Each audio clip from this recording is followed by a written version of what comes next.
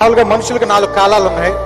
కృతయుగం, త్రేతాయుగం, ద్వాపరయుగం, కలియుగం. They 4 ages according to the Hindu mythology. కృతయుగంలో ఒక రాక్షసుడు ఏదో బుక్స్ పట్టుకుని, వేదాలు పట్టుకుని కిందకి వెళ్ళిపోయి సముద్రం కింద దాక్కున్నాడు. దాక్కుంటే విష్ణుమూర్తి వరాహ అవతారంలో వచ్చి అతన్ని చంపి ఆ వేదాలన్నీ పైకి తీసుకెళ్ళాడు. త్రేతాయుగంలో సీతని రావణాసురుడు సముద్రం దాటి అవతలికి తీసుకెళ్ళాడు. రాముడు వెళ్ళి యుద్ధం చేసి తన సీతని వెనక్కి తెచ్చుకున్నాడు.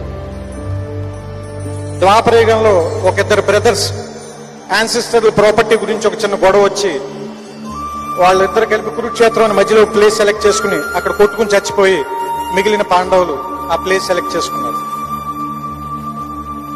ఈ 3 ఆలోచిస్తుంటే ఏమనిపించిందని ఆయన చెప్పాడంటే, నాకు cause of the war is knowledge once.